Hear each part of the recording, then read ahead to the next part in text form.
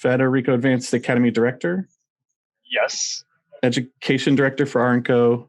Adventurist, Adam Federico. Thank you for joining us. Thank you. Pleasure, Mikey. Thank you for having me. Yeah. Honor, man. So how did you end up in beauty school, and what was it like for you? Let's see. I wound up in beauty school. I started beauty school in 1994, and ultimately it was an ultimatum, really, by my parents. So I guess a bit of the backstory is I'm a third generation hairdresser. Well, third generation in the beauty industry. In my family, we have cosmetology, barbering, and aesthetic schools here in Northern California since 1946. So I just had grown up within the industry. And so coming and growing up as a child to beauty school owners and seeing what my mom and my dad came home with like the stress every night from dealing with like the federal, loans and so forth. I just kind of had this really kind of negative connotation surrounding the beauty industry. Just kind of thought it was like nothing but stress. But as I was making my way through life, I was not the most academic of students, and I was pretty much failing out of high school for the mere reason of I just wasn't attending school. I was skipping school, going skateboarding, and playing music. So it was, somehow I graduated high school, and I still today say I think my mom paid somebody off to get that diploma, because I could tell you that I did not have enough physical education credits to graduate. But upon graduation, it was simple. My parents were like, look, if you're going to stay in our house, you need to have some sort of direction. And they laid out 3 different ultimatums. It was like, either you're going to go to college, and carry full units, or you're going to get a full-time job, or you can go to beauty school. I was like, well, I'll go to beauty school. It sounded like the easy way out. So I think that's how I wound up in beauty school. And let me tell you, it was not the easy way out. I am a beauty school dropout. I started school. I dropped out the first go around after about a month. And I couldn't get my fingers to roll perm rods, or wet set rollers. That was the most defeating thing ever. So I dropped out and I slung coffee for a while. And I wound up going back to the school and working as a part-time receptionist in the evenings, kind of filling a hole for my parents. And at that time I was like, being around the student body, I found was like a really cool thing, like the energy of the students. And I was always really into hair product and tools and so forth. And I decided, you know what, I'll go back to school and I'll make it through so I can graduate. And that way I can get involved within the family business. So I wound up going back to school. I made it through the second time around. And I guess that's how I wound up really in the beauty industry. But really, Mikey, since I was young, probably like my son's age of 11 years old, that was the first time I've cut somebody's hair, and it was my cousin. And this was like back in the mid 80s, where they were just like shaving out like the nape area on like, their bob shaped haircuts. So that was my first thing. And then, in my grandfather's garage was like the warehouse to the school. So I was always playing with hair color, not knowing what I was doing. So I guess you could say I always had my hands in it, but I never thought it would be a path or a career that I would, see through. Mm-hmm. So my first rotation in back class was perms, and I had never done hair in my life. I grew up, my mom would shave my head my entire life. Why I jumped into it, never having any understanding of it, is crazy, but I ended up loving it. But I loved it so much, even in orientation, that when I started perms and I couldn't roll it, I just remember getting so frustrated, and I brought my mannequin head home and I had it clamped on my studio, I had a studio and I had it clamped on the kitchen counter.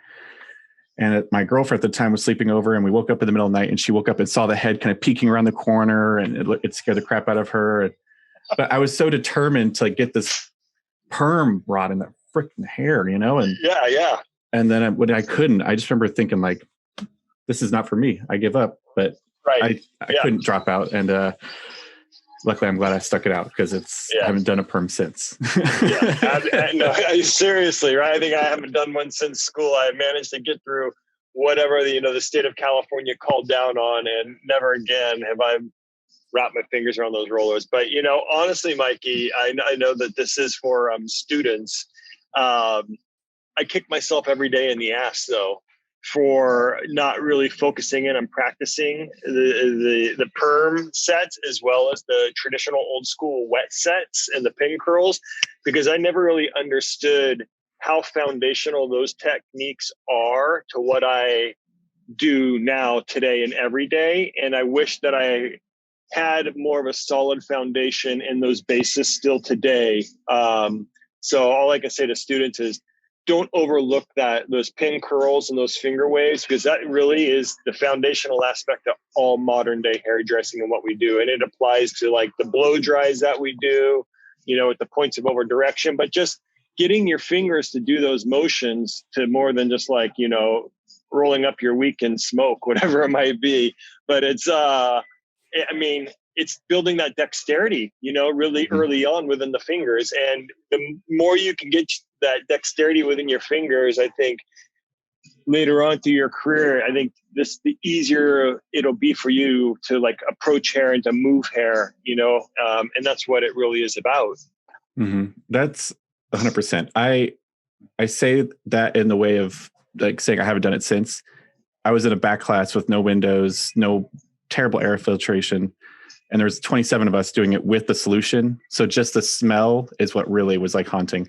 But no, 100%, because I didn't practice it often when I got out of school and had a chance to apprentice a guy on an editorial shoot, and he wanted me to do the pin curls, he wanted me to do a roller set. I was just like, I totally blew it, and if I had a practice, that wouldn't have been an issue.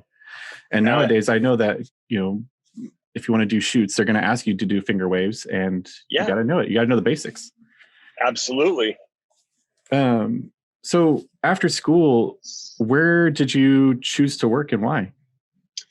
I graduated school and I moved down to Southern California, and relocated to Los Angeles. I started working for a really great salon group down there called Carlton Hair International. And I opted for that salon group because they had a really strong kind of culture within education. The really disciplined assistant program that I went through, that was about a year and a half in time frame as well. The Carlton Hair International, it was a South African-based company. But they had a really strong relationship with the Sassoon Academy in Santa Monica. And working for my organization, they would allow me to go to Sassoon up to 4 times a year, where they would pay for it. And if I wanted to go above and beyond that, they would pay 50% of it. And then they would do paycheck deductions for, my end that I had to pay. So I really, just kind of sought out a company that believed highly in education, but as well as had the aesthetic and kind of, I think, the overall kind of feeling of a salon that appealed to me as a late teen. So something they're doing kind of edgy contemporary hair, where, the dollar amount that the clients were paying were a higher dollar amount, because, it's about making money as well. And, the people that I was working around were just like really just kind of cool, laid back, hairdressers from all different kind of facets of the world. So I think it's the education, and then obviously the culture within the space. But yeah, Carlton Hair International, and that was the salon location in Century City, right there off of Santa Monica Boulevard. That's, I think it'd be fun to cut in that area. And it's very important that if you go to a place after school, it's finding the right place that can really provide not only a cool aesthetic, but what else do they offer, and I think that's something to consider: education, continuing education, or just a good team. And it's, very important. I always say, when you're coming out of school, to do your research, I actually went to Carlton. First off, I heard about the salon, but I was down in Los Angeles with some of my friends that were touring. So I was on tour with them, and I went in to get my haircut, knowing that this was a salon that I was interested in, and I knew I was going to relocate. So I went in to be a client so I could just see how the salon functioned from a completely outsider's perspective. Because what I find in the industry is kids coming out of school that they'll go to a salon, they'll realize it's not the right fit for them. So they'll jump from that salon, they'll go to the next one. Oh, that's not the right fit. And they'll begin jumping around. Now, being a salon owner, 20 some odd years plus later, and I see somebody come in with the resume, and I see that they've worked at, 4 or 5 different salons within a 2 to 3 year time span. I'm just like, oh, you're a salon jumper. You know what I mean? Like, I'm not going to hire you because I'm just going to be, the next tick on your, resume list. So, I mean, to anyone, and it's whether you're going into the salon industry or whatever, but you just want to do your due diligence and really researching that space. I say, sit outside the salon, watch the clients that walk in and walk out. You know what I mean? Watch from an outsider's perspective looking in before you are within that space and you're realizing, may not be the best fit for me. I definitely want to talk about how you got into the salon ownership, but really quick, I love that you brought that up. So with that, being a salon owner and not only looking at the resume, do you go on social media and look up their information at all, or? Oh yeah, it's the first thing I do. Mikey, you come give me a resume. The first thing I'm on is Instagram and Facebook, trying to find out more about you. And especially with social media today, I'm looking at like your presence, like how often people are posting, whatever it is that they post, their frequencies that they're on it. Mm-hmm. I look at like who they follow, who's following them, because it's honestly, it's almost like a background check in some sort of way.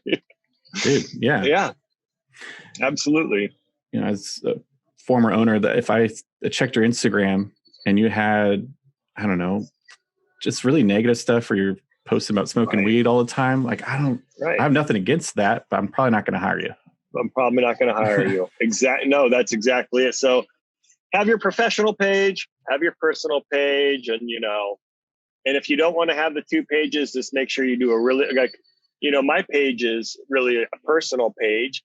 And I offer out very little bits of like, I think my real personal life within it, because most of it's business, but it's, it's like my family, because I think it's good to remain human. You know what I mean? I think it's good for people looking in and be like, oh, look he does hair, but he also, he's a family man. He's got kids, whatever it might be. And you'll see some of that, but it's not like me going out and like, getting smashed or whatever, like this, not like I do that anymore because I'm, in my mid 40s, but I'm not going to put that kind of energy on my social page because, God knows who's going to look at it. It could be a future opportunity for me work wise. Somebody might look at it and have a negative connotation, and I might miss it. I might miss that opportunity. Yeah. And at your salon, how is it? Do you offer booth rent, commission, or both? Or yeah, today we do a hybrid, so we do commission as well as booth rent. But for the first 18 years, it was straight commission. Mm. And did you just switch over, just adapt? Yeah, it just kind of evolved with the times. I've had so many stylists who had been with me for well over a decade that have maximized out their productivity on a commission level. If I didn't offer them some sort of like rental situation, that they would eventually wind up and leave. Mm-hmm. So that's I think what crossed me over to the hybrid environment. Yeah. And do you like require them to continue the education? I mean, you're huge on education yourself, but do you require them to do that? I stopped trying to require anything because I feel like there's been way too many times where I feel like I've cared more than the individual. And it's kind of like the old saying goes, you can lead a horse to water, you can't force him to drink. And I felt like I was doing that, so it's kind of like the opportunity is always there for them. And if they choose to take it, I leave it to them. Yeah. I like that. I feel like you are really passionate about education, but there's probably a spouse you have that's a hardworking person. They got clientele. I mean, it's an ideal staff member, but education is not really their thing. Maybe like they'll check it out, but they don't want to like be in it. You know, they don't want to educate themselves or whatever. Right. And that's okay. It's not everyone's thing. So, well, really, I mean, let's just get right to the education part, honestly, because you've always been so honest with your thoughts and opinions. And, but I don't think it's you being it's not you being dramatic or catty, of course, but you're out there, you're doing all these events that are just so cool. I mean, obviously then this year was put a halt to a lot of traveling stuff. So what are your thoughts on education and hair shows prior to 2020? And where do you think it's going to go now because of all the changes? Yeah, it's interesting. I think in the late 80s and the early 90s, mid 90s, I think hair shows, I mean, the hair show circuit was really what it was really all about. I think it was an amazing space to go to get, like, I think really solid education, you know, in some of the breakout rooms, and as well as I think the people on stage were really true crafts at, you know, what they did, or craftsmen or craftswomen at what they did. And I feel like in the late 90s, that whole trade show circuit became more of like a circus show. You know what I mean? Where you go to the shows and it's loud, blaring music, where it's, you know, doing nothing but giving me a headache. You know, the hair artists on stage are really not, I think, technically sound. It was more about, you know, I mean, this isn't happening there, but it would be like, you know, in the last couple of years, we've seen people all over Instagram, like cutting hair with axes and blowtorches and, you know, things like that. Essentially, that's like what the hair shows have turned into, just like a dog and pony show. But, you know, I think, honestly, I would still go to them because it's a great place to network, you know, and to, you know, meet up with friends and to meet new, you know, to meet new people that you can possibly develop within your network, as well as it's a great place to go to shop for killer deals on tools. I'm a tool junkie, you know, and I think really it's gotten really bad in the last few years. And it was a breath of fresh air really for me for COVID. I think COVID obviously is stopped the world, and it's really created a lot of, I think a lot of people look at it really negative and with a really negative kind of, you know, line of sight. But I think it's brought a lot of positivity in some ways, because it's stopped and it's really kind of forced some change in a lot of different areas of life that we've needed change to happen. So I think a year off of all these big trade shows is nice. I think it's naturally beginning to flush out some of the industry. It's doing some natural attrition. And I'm really interested to see when the trade shows come back and I think education begins to come back up, like who's made it through this time. And I think the whole digital thing, and people have been so quickly, you know, companies and certain teachers have been so quick to adapt this whole new kind of technology kind of like facet of the industry, that there's been so much education out in front of, I think, the masses, right? And I think it's really easy right now to see what's quality and what's not. So with that being said, when we all do wind back up in academy classes or hair shows or whatever it might be, we're going to have a really good idea of what's real and what's, you know, smoke and mirrors. 100%.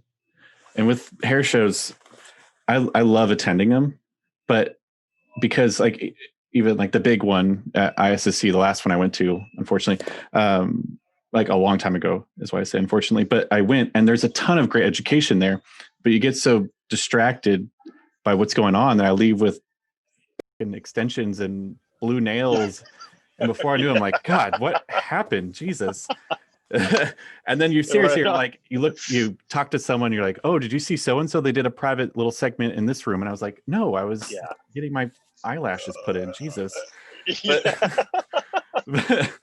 but but you're right. I think we should definitely attend them. It's just it's easy to get distracted nowadays. It is. And I 100% agree with you.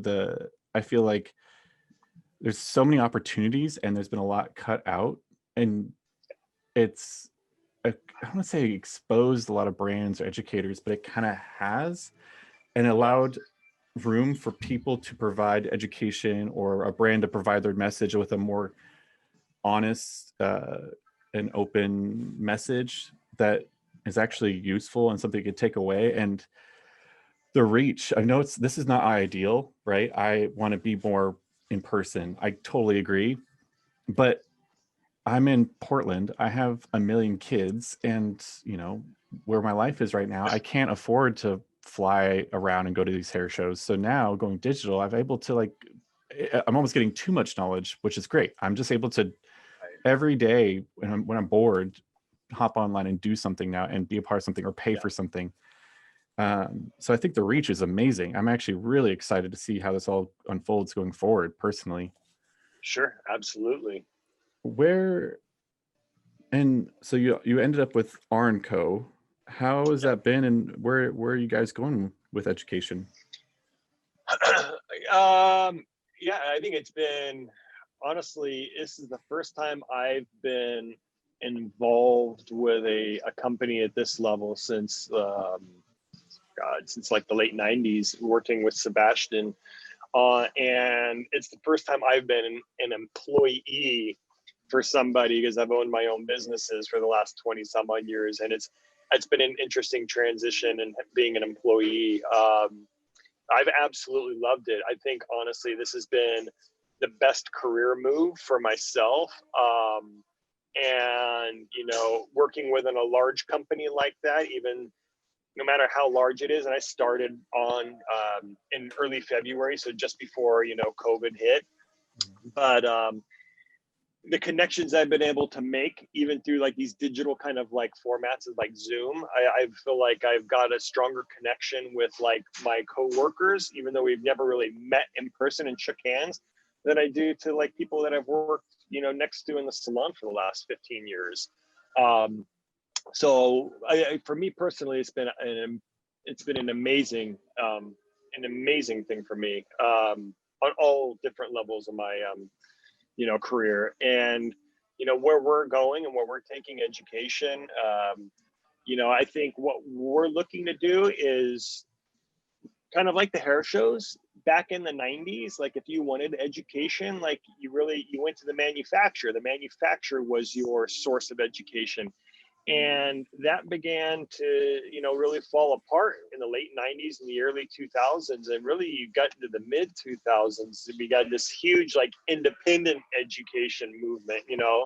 And obviously I've got my own kind of force within the advanced academy that I do with that, and I'm a huge believer in the independent education. But I always feel that the people that could really do education right are the manufacturers, because they've got the money to do it, right? Mm-hmm. So I'm really excited to be working within a company that is so open-minded that they're really looking to bring this really high value of education back to the table for the hairdresser. Because I think education from manufacturers in the last decade has turned into like this basic product knowledge classes. And if you did get a hands-on class, the technical portion of it was really downplayed, because it was all about the performance of the product. That was like the main job of the teacher, the educator. But I think there's this definite shift in movement, and I think the leadership team at R and Co is really, like I say, open-minded in the sense of like me coming back in. I think that's why they brought me in, is I think maybe with the passion of education that I have, and kind of like my background within it, and taking really high-end quality education and now putting it back in behind a product range. So yeah, I think you're going to see some really great things from R and Co in the next 4 or 5 years when it comes to education. And for not even 1 year in, I think what we've done, and you've definitely been part of that, is we've we've really broke a lot of ground in the last, 10 months to a year, and what we began to offer, and beginning to work collaboratively with outside individuals and bringing them in and just really sharing, quality content. Yeah, I've always enjoyed R and Co education. I don't just say that because I've helped out, but I talked to Tom about the drive-in education in Florida. How was it when you guys hosted it in Sacramento? Yeah, it was nice. I wish we would have had a stronger turnout, but obviously we did something that was a bit, off the cuff for such a kind of a crazy, chaotic time. But I think the fact of the matter is, again, that we were out there and we were doing things that so many other companies just kind of went quiet. I think really just kind of about shaking things up.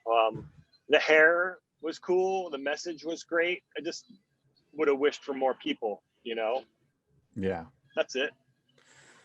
I thought it was really creative to just have that outside experience. And I mean, I guess the thought of outside experience up here in Portland right now sounds absolutely terrible.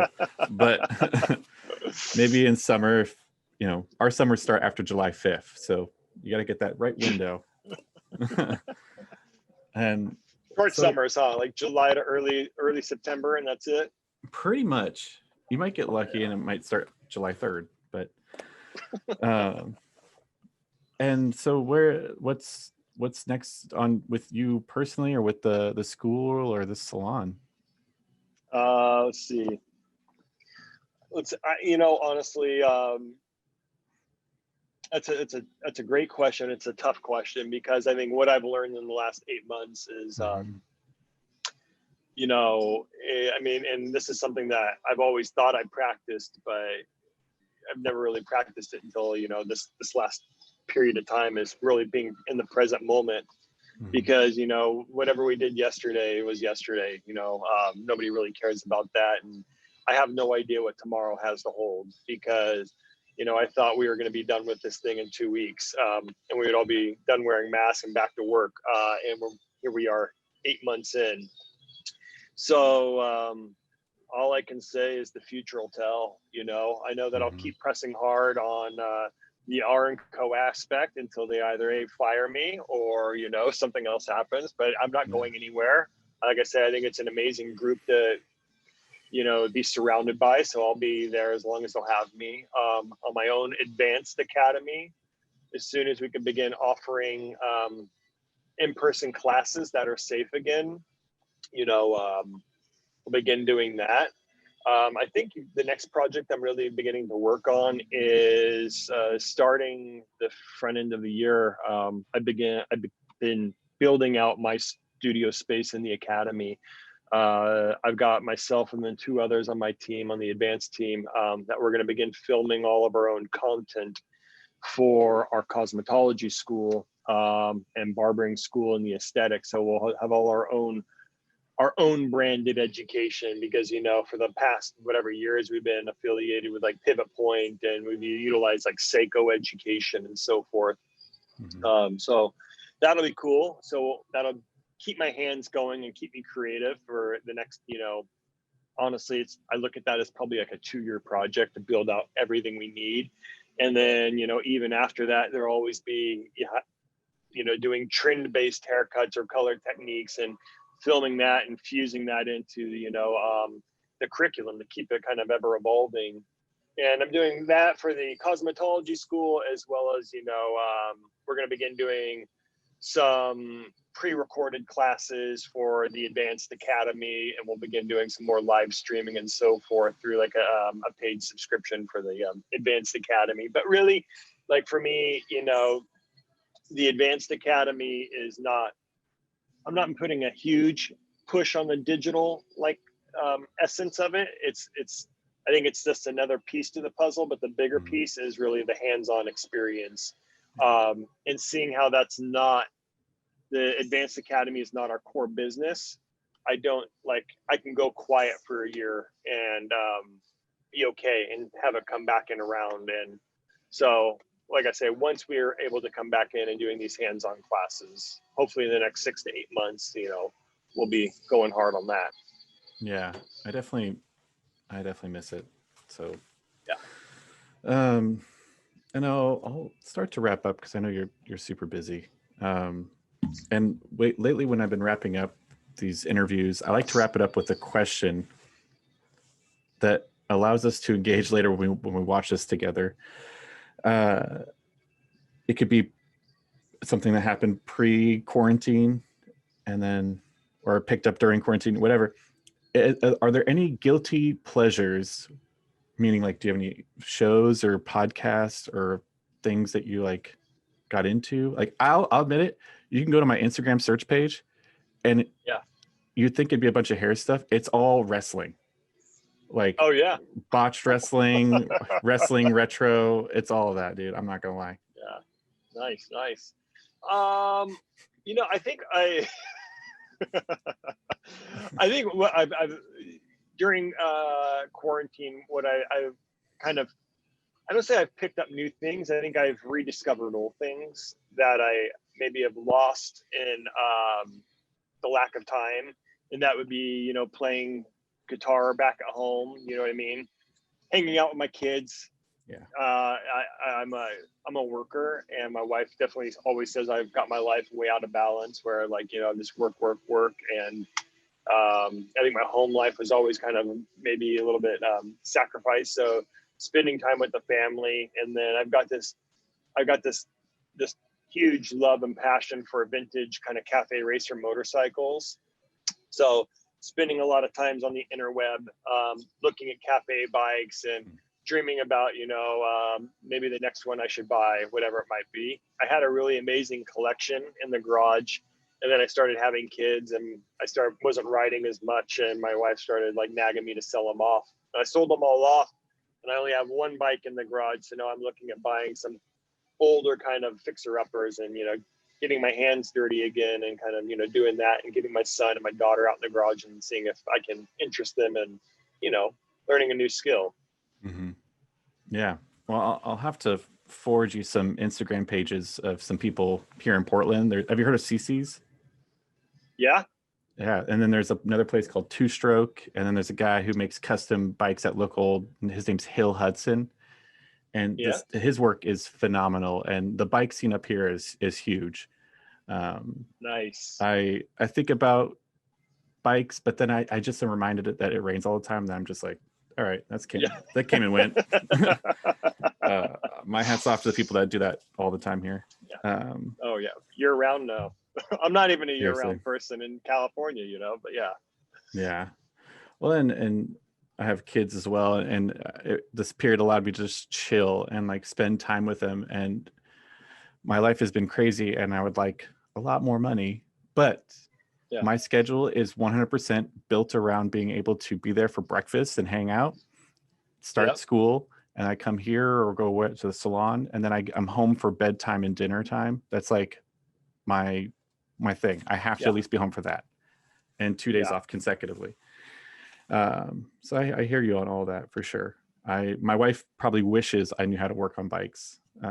She gets mad at me because I never read directions, and I'll put up a shelf on the wall, and she's like, did you read or look at did you level it? I'm like, no. And then it's like off lopsided. She's definitely the handy one for sure. That's fine. All right. Well, I'll let you go. I know you're super busy, but I really want to thank you. I really appreciate this. And I really have honestly looked up to you for a while now, just with different podcasts. I've seen your stuff online, and it's been fun to chat with you over the last year, especially. Yeah. So thank you. Cheers. Thank you, Mikey, for having me. I appreciate it, man. And keep on doing what you're doing, Thank you. Yeah. It's all about just trying to help. All right, man. Yeah. I'll talk to you later, okay? All right. You have a good one. Have a happy holiday. Yeah, you too. See ya. Yeah. Thank you.